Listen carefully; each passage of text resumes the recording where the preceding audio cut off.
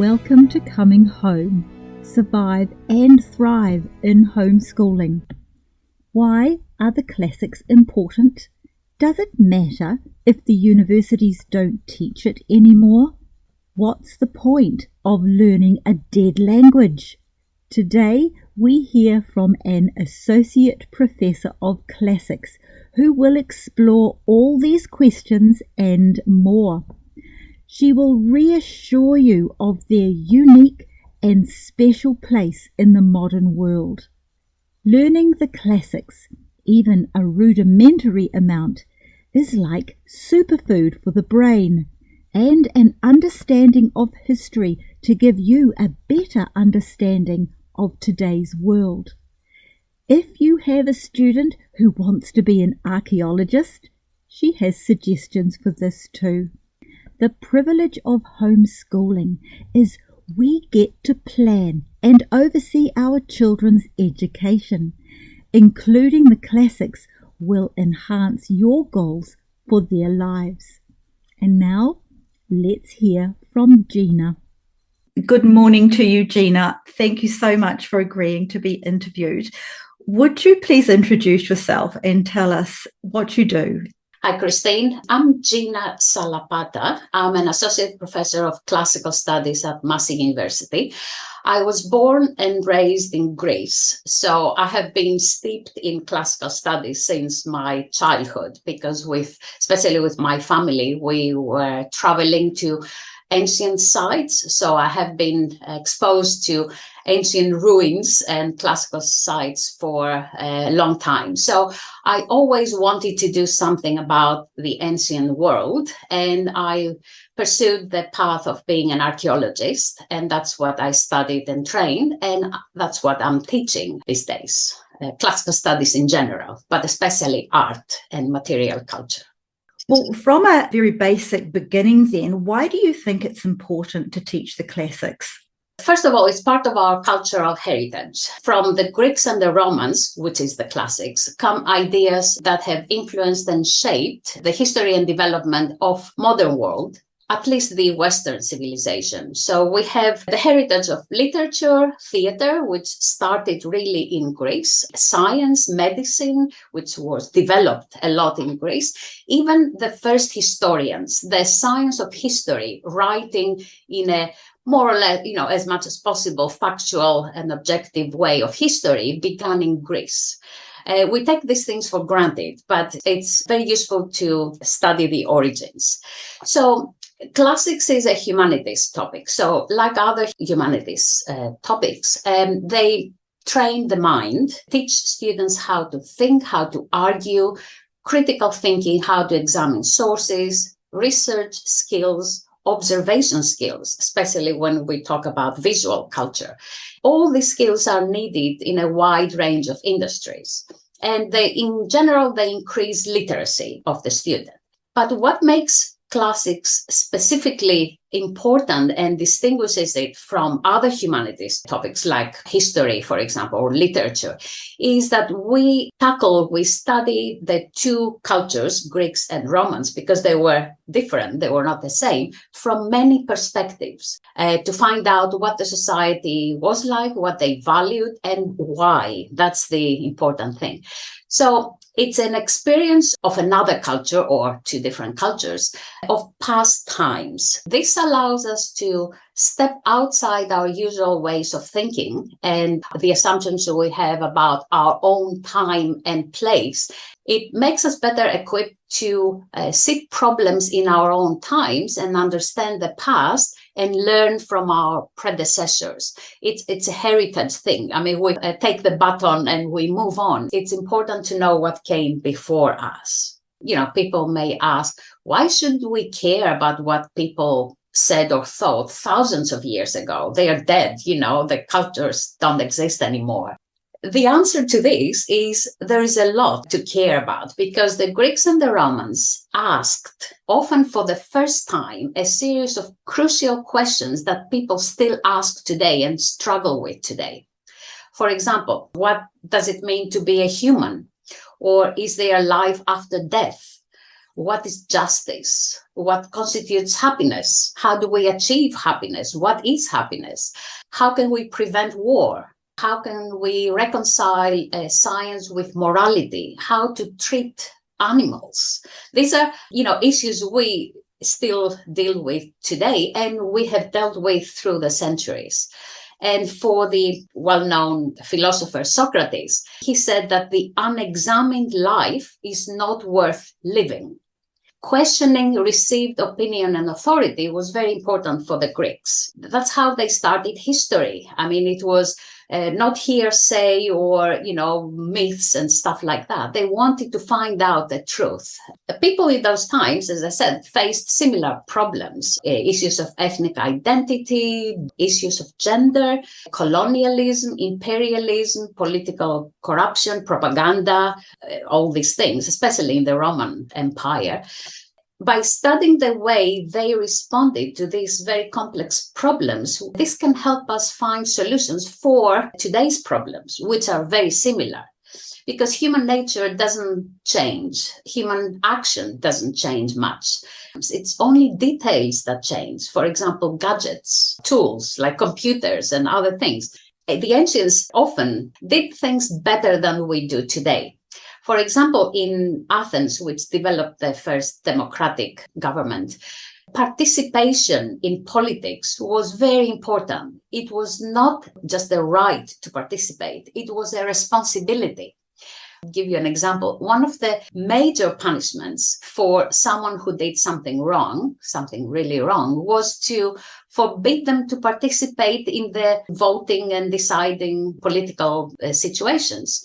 I mean, for us today, we wouldn't care. That's not a punishment, maybe, because not many people participate in voting, at least. And actually in modern Greece, still, it is a responsibility. People make an effort to go to vote, to participate. So another thing that they got right was the importance of community, which Western civilization is losing. We need to go back to the importance of community connections. And other things that they did have been proven to be correct today. For example, a lot of the herbs and other medicines they used, but other more important ideas like the connection of body and mind, taking a holistic approach to the individual, that is proven to be true today. I mean, the ancients had a motto that healthy mind lives in a healthy body, and they gave a lot of importance in athletics and training. And today, we know that mental health is affected by nutrition, by exercise, and all this. It's improved through good nutrition and exercise. And it happens to me that when I exercise, a lot of ideas come to my mind. And I've read about that. Go for a walk when you want to think, because movement facilitates thinking and good ideas. Fascinating. And this is what they thought in those times. This is where the gymnasium comes through. In the gymnasium, philosophers and teachers frequented as well. So the gymnasium became also a school, a place of training the mind in addition to the body. The two things are together. So there's clearly a lot of positives for teaching the classics. And by implication, if we continue to see the undermining of teaching classics in our education, can you explore a little bit more of the negative effects if we could lose the classics? Classics is under threat nowadays, unfortunately, because we have the prevalence of the idea that, STEM subjects or the useful, quotation marks, subjects need to be taught, and the others are extras or not worth having our young people be involved in because they are useless. I hope I have shown in some ways that they are not useless, but they are kind of like associated more with elitist ideas and closely with the Western civilization. And internationally, but also, locally, there is more importance placed in indigenous populations religions and the rights of indigenous people. But it doesn't mean that we should throw the baby along with the bathwater. We should not go to the other extreme, and whatever is associated with the heritage of Western culture should be sidelined. I mean, it needs to be included. We're talking about inclusiveness here because there is a lot that is useful. So the idea also has been for centuries that classical studies is taught only, for the upper classes who have money to have private tutors in order to learn the languages and other things like that. But ideas from the ancient Greeks and Romans should be taught to everybody, not just the privileged few. We will lose a lot if classics is sidelined. And there are departments closing off in the US, in Australia, because as I said, this is the business model of universities that considers it doesn't lead directly to a profession. Though, as I said, there are so many skills one can get from studying classics and other humanities that employers appreciate. If you know how to think well, if you examine things carefully, if you are careful to see if there is a bias behind a source or something, you can apply that to your profession. I mean, you can learn the details on the job, but if you have the mind that can examine things carefully, objectively, through a wide angle, you will succeed. We have many students, several students, who have gone on to become policy analysts, for example. That has nothing to do with classics, but they have applied their knowledge to other modern situations.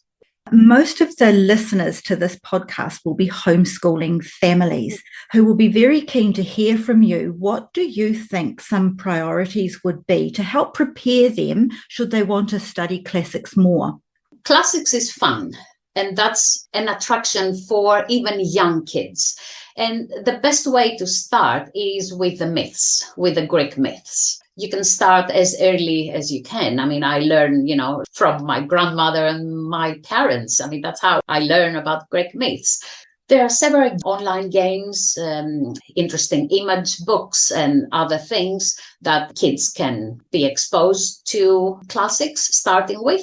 And then when they're a little older, there are, for example, museums have a lot of educational programs online. I mean, overseas museum, British Museum and American museums, and activities and interesting information and little videos about artworks, for example, introducing them to some of the famous literature like Homer, the Iliad or the Odyssey, even more interesting with the adventures of Odysseus.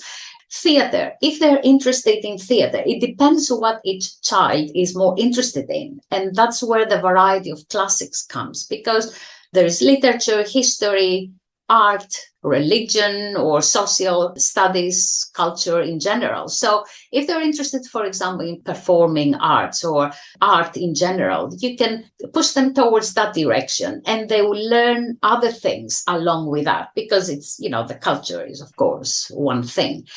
There are, again, movies. The Percy Jackson series is very popular with youngsters. And there are other cartoon-like books. I have in mind one called Horrible Histories, which has have you heard of that? Oh, yes. It's funny, it's ridiculous, it can be horrible as well, which is something attractive for, youngsters. It's irreverent a little, so it piques the interest of the students. So there's a lot you can go through and start at a young age. And then, of course, their curiosity will lead them to want to learn more about certain areas, and you can introduce them to. Can you please talk about the importance of learning Latin or ancient Greek? Yeah, that's a bit controversial. Ancient Greek, I have to say, it's quite difficult. But Latin is more useful, I have to say, because English is based on a lot on Latin. Of course, there are many Greek words that are used in terminology in English, so it's useful, ancient Greek as well. But Latin is more useful. It's a language which is based on logic. There is a very structured way of the language. So it's, again, a very good training ground for the mind, and also is the base of other languages. If they want to go and learn other languages like French or Italian or Spanish, which is more popular, Latin is a great foundation. And of course, if you learn one language, or even a little of one language, it doesn't mean that you'll be fluent. It takes years to be fluent in Latin. It is very useful to learn any other language because it trains the mind to another language, and it improves English and especially the grammar, how the children grasp the grammar of English, because the Latin grammar is so logically structured and they have to go through that to learn, that it will benefit them for their English.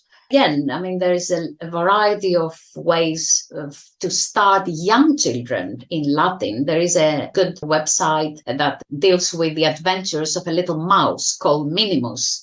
It's called minimuslatin.co.uk.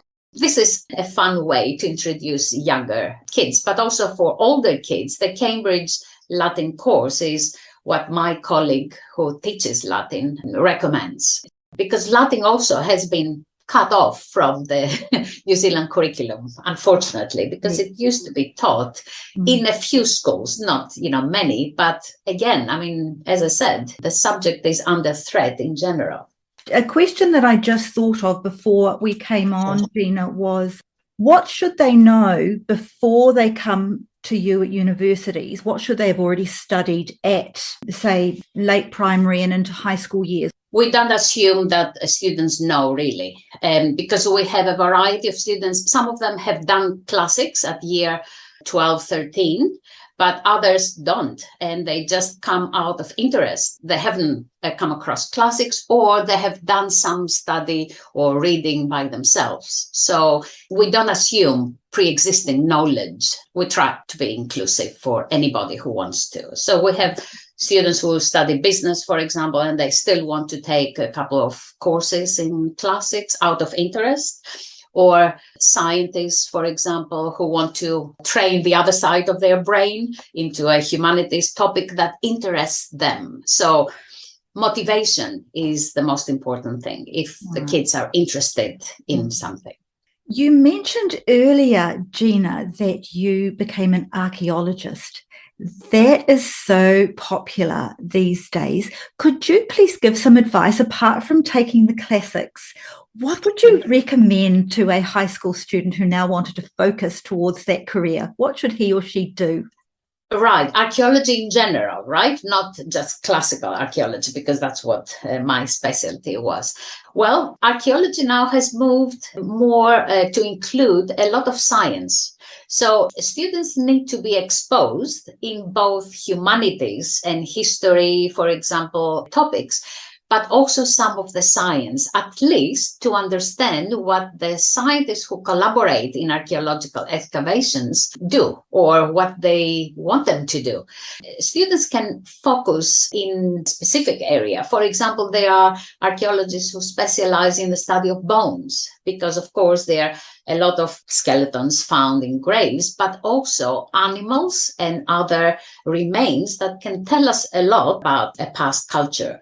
Others who specialized in pollen examination, for example. Others who are into surveying the large picture of how large the area, the habitation area was. Others, like me, who is not doing now excavations, who study the things that come out of the ground in museums and try to understand, for example, depictions on artworks. What can this tell us about the culture?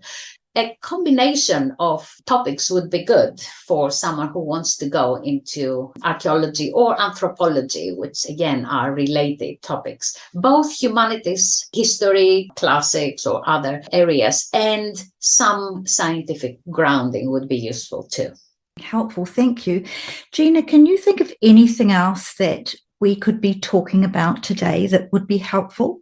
The important thing is to spark the interest in different topics to a child, expose them, and let you as a parent see what sparks the interest, and then lead the child towards that path, because motivation and interest, I think, is the most important thing.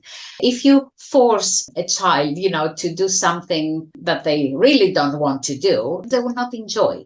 If they enjoy something, they do their best. This is what I tell my students at university. And I see many of the students, for example, some students have started their studies on a different path, and then you see them suddenly switching to humanities. Why do they do that? Someone, maybe their parents, or they thought they had to go through a path that will guarantee them a job. But they can't. They struggle because they're not interested in. They don't like it. They switch eventually. And several of them do brilliantly in the completely different area. It doesn't matter what you do. Make sure you love what you do, or the child likes what they do, and they will do well. And if they need to fill in with some other stuff, they will do it because they have got the satisfaction of doing a lot of what they like. So they can also do basic stuff, maths and other things that if some of them are not very keen in, they will do it. I mean, they eventually. But as their main motivation, spark their curiosity, let them explore the path they seem to enjoy. I think that's my advice. That is fabulous advice. Gina, thank you for your time. I so appreciate it. And I know that mostly the homeschool mums and maybe even some older students listening in to get a bit of inspiration and motivation will also appreciate it. Thank you. Thank you, Christine. My pleasure.